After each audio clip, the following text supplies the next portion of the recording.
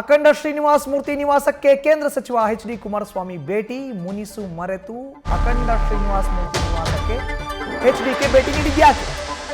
ಕಳೆದ 2 ದಿನದ ಹಿಂದೆ ಏಕಾಏಕಿ ಎಚ್.ಡಿ. ಕುಮಾರಸ್ವಾಮಿ ಅವರು ಅಖಂಡ ಶ್ರೀನಿವಾಸ ಮೂರ್ತಿ ಅವರ ನಿವಾಸಕ್ಕೆ ಹೋದರು.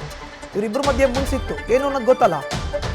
2013ರಿಂದ 2018 ತನಕ JDSನಲ್ಲಿ ಇದ್ದಾಗ ಅಖಂಡ ಶ್ರೀನಿವಾಸ ಮೂರ್ತಿ ಅವರು ಅಡ್ಡ ಮತದಾನ ಮಾಡಿದ್ರು. ವಿಧಾನಸಭೆಯಿಂದ ರಾಜ್ಯಸಭೆ ಚುನಾವಣೆಗೆ ಆಯ್ಕೆಯಾಗುವಂಥ ವಿಷಯಕ್ಕೆ ಸಂಬಂಧಪಟ್ಟಂತೆ. ಬಟ್ ಆ ಮುನ್ಸು ಇತ್ತು, ಅವ್ರ ಪಕ್ಷ ಕೂಡ ಬಿಟ್ಟು ಹೋಗಿದ್ರು.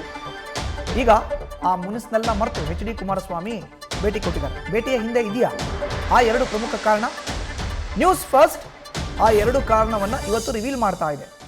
ಏನಕ್ಕೋಸ್ಕರ ಎಚ್.ಡಿ. ಕುಮಾರಸ್ವಾಮಿ ಅವರು ಪುಲಿಕೇಶಿ ನಗರದ ವಿಧಾನಸಭಾ ಕ್ಷೇತ್ರದ ಮಾಜಿ ಶಾಸಕ ಅಖಂಡ ಶ್ರೀನಿವಾಸ ಮೂರ್ತಿ ಅವರ ನಿವಾಸಕ್ಕೆ ಹೋದರು ಅಂತ 2 ಪ್ರಮುಖ ಕಾರಣ ಇದೆ.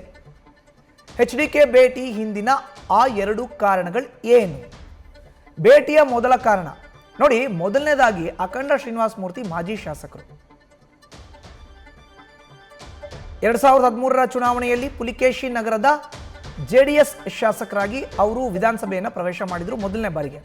ಬಳಿಕ ರಾಜ್ಯಸಭಾ ಚುನಾವಣೆಯಲ್ಲಿ ಅಡ್ಡ ಮತದಾನ ಮಾಡಿ ಕುಮಾರಸ್ವಾಮಿ ಅವರ ಕೆಂಗಣ್ಣಿಗೆ ಗುರಿಯಾಗಿದ್ದರು.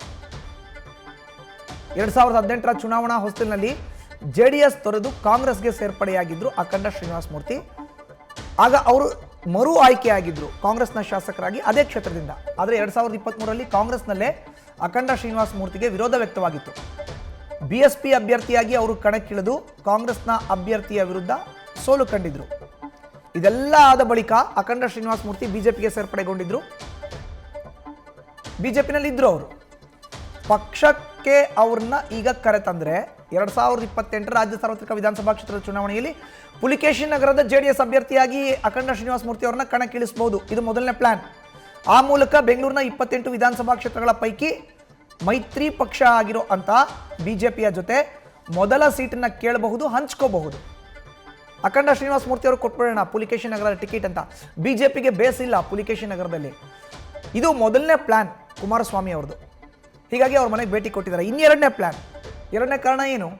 ಅಖಂಡ ಶ್ರೀನಿವಾಸ ಮೂರ್ತಿ ಅವರ ಪತ್ನಿ ಕ್ರಿಯಾ ಶೈಲಜಾ ಅಂತ, ಅವರು ಈ ಹಿಂದೆ BBMP ಬೃಹತ್ ಬೆಂಗಳೂರು ಮಹಾನಗರ ಪಾಲಿಕೆ ಈಗಿನ GBA ಅದರ ಸದಸ್ಯರಾಗಿ ಆಯ್ಕೆಯಾಗಿದ್ದರು, ಕಾರ್ಯನಿರ್ವಹಿಸಿದ್ದಾರೆ. ಈಗ GBAಗೆ ಚುನಾವಣೆಯನ್ನು ಮಾಡಿ ಆಗಸ್ಟ್ 31ರ ಒಳಗೆ ಅಂತ ಕೋರ್ಟ್ ಆದೇಶ ಕೊಟ್ಟಿದೆ.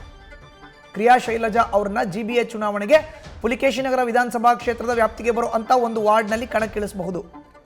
ಇದು ಎರಡನೇ ಕಾರಣ. ಅಂದರೆ ಪತ್ನಿ GBAಗೆ, ಪತಿ ವಿಧಾನಸಭೆಗೆ, ಸೀಟು ಕ್ಷೇತ್ರ JDS ತೆಕ್ಕೆಗೆ. ಇದು ಕುಮಾರಸ್ವಾಮಿ ಅವರ ಮಾಸ್ಟರ್ ಪ್ಲಾನ್.